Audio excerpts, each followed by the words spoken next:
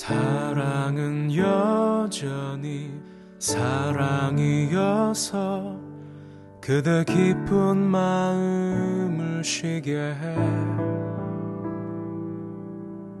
늦겨울 지나면 새봄이 오듯 저기 어딘가 여전히 반짝이지. 그대 모습 이미 아름다워 마치 잊혀진 얘기 같아도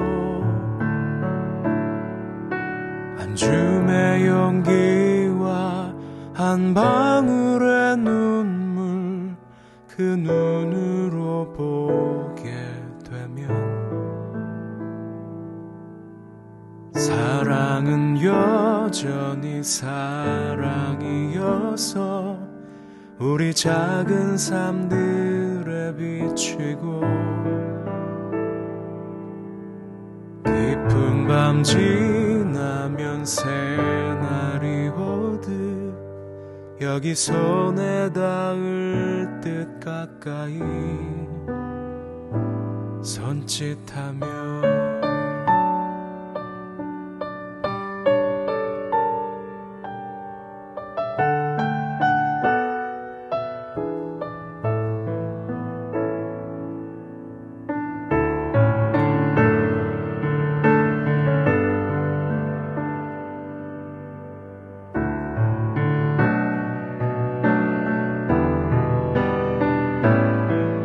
그대 모습 이미 아름다워 마치 잊혀진 얘기 같아도 한 줌의 용기와 한 방울의 눈물 그 눈으로 보게 되면 사랑은 여전히 사랑이어서 우리 작은 삶들에 비치고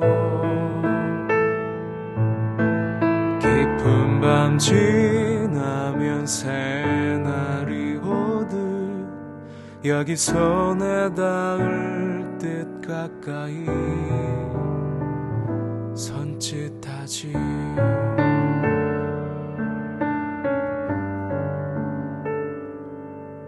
사랑은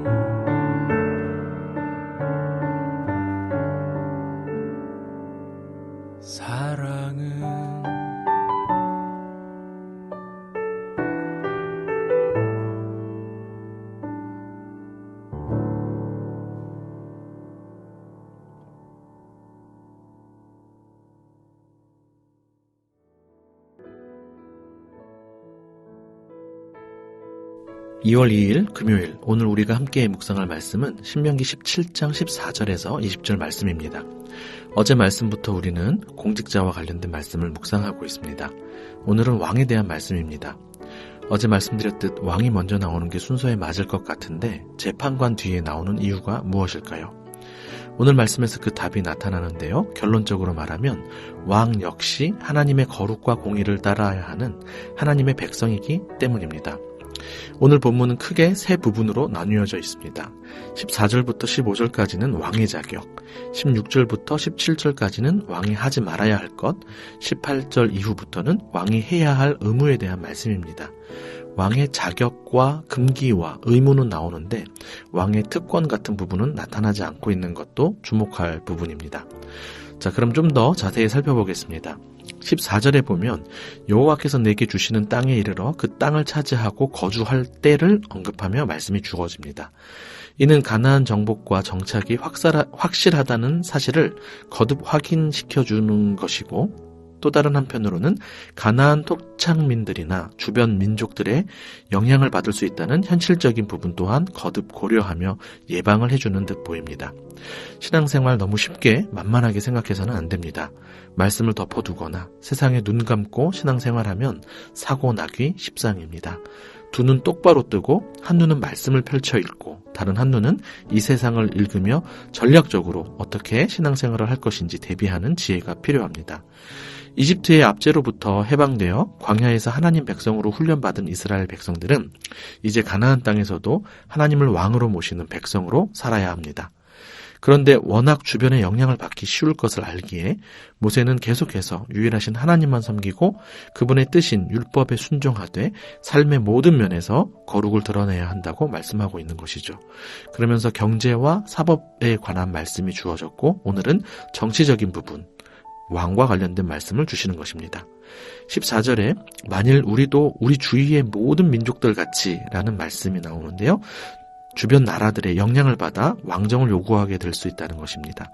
그러나 하나님은 왕정 시스템을 허용하지만 다른 나라들과는 차원이 다른 왕정 시스템을 허락해 주십니다. 인간 왕을 세워도 그 왕은 진짜 왕이신 하나님의 대리 통치자로서 역할을 하게 하는 것이죠. 그래서 왕의 자격부터 다른 나라들과 비교됩니다. 다른 나라들과는 달리 이스라엘의 왕은 하나님이 택하셔야 되고 형제 중에서 세워야 하며 타국에는 안 된다는 자격이 나옵니다. 다른 나라들은 권력과 능력으로 왕이 되어 세습을 하죠. 이스라엘은 하나님께서 선택해 주셔야만 합니다. 다윗 언약이 나중에 있기 전까지 이스라엘 역사를 보십시오. 사사의 세습이 있거나 첫 왕인 사울 왕의 아들이 세습된 것 아니었습니다. 이스라엘 왕의 인사 주권자는 하나님이시죠. 신명기에서 계속해서 형제라는 말이 반복되고 있는 것은 이스라엘이 하나님을 아버지로 모시는 큰 가족임을 잊지 않게 하려는 것입니다. 시스템과 조직이 세워지고 다양한 역할이 주어지겠지만 기본적으로 왕을 포함하여 모두가 한 가족이라는 것입니다. 그러니 왕은 군림하는 자가 되면 안 됩니다. 참고로 타국인을 왕으로 세우지 말라는 말씀은 폐쇄적 순혈주의를 추구하라는 것이 아닙니다. 하나님의 다스림이 지속될 수 있도록 하나님을 알고 그분이 행하신 일을 알며 그분과 맺은 언약을 알고 지킬 수 있도록 하는 것이 왕의 주요 책임이었기 때문이었습니다. 즉 힘과 능력이 있다고 왕이 될 수 없고 오직 하나님의 대리 통치를 감당하기 위해 하나님을 섬기는 형제만 가능한 것이죠. 이어서 왕이 경계해야 하는 일이 나오는데요. 병마를 많이 두지 말고 아내를 많이 두지 말며 은금을 많이 쌓지 말라는 세 가지 경계입니다. 인간의 가장 근원적인 욕망인 돈과 권력과 성을 경계해야 한다는 말씀으로 묵상하고 적용해도 큰 문제는 없겠지만 세 가지 경계 사항들이 공통적으로 말하고 있는 핵심은 하나님만 의지하는 왕이 되어야 한다는 것입니다. 병마를 많이 두는 것은 군사적인 힘과 관련하고 아내를 많이 두는 것은 외부적으로는 다른 나라와의 관계를 강화하는 외교적 힘과 관련합니다. 내부적으로는 지방 귀족과의 혈연 관계를 맺어 정치적 힘을 확장하는 것과 관련하죠. 은금은 경제적인 힘과 관련합니다. 하나님께서 이것들을 금하신 이유가 무엇일까요? 이것들 자체가 죄악이라기보다도 하나님보다 힘을 숭배하게 되어 교만해지거나 하나님을 향해 마음이 떠날 수 있기 때문입니다. 17절에 미혹되게 하지 말 것이라는 말씀을 직역하면 마음을 떠나게 하지 말 것이라는 뜻입니다. 안타깝게도 우리는 몇 개월 전에 열왕기상을 묵상하면서 축복으로 힘이 세진 솔로몬이 힘에 탐닉되어서 하나님으로부터 멀어졌던 모습을 보았습니다. 하나님 나라의 백성이 주의해야 할 것이 이것입니다. 하나님이 주신 축복 때문에 축복을 주신 하나님으로부터 멀어질 수 있다는 사실이죠. 혹여나 우리가 가진 것들을 마치 자기 능력인 양 착각하고 있는 부분은 없는지 돌아보고 더욱 마음을 낮추어 겸손히 하나님만 의지하는 가난한 마음을 구하면 좋겠습니다. 마지막으로 왕이 힘써야 할 일이 나오는데 딱 한 가지입니다.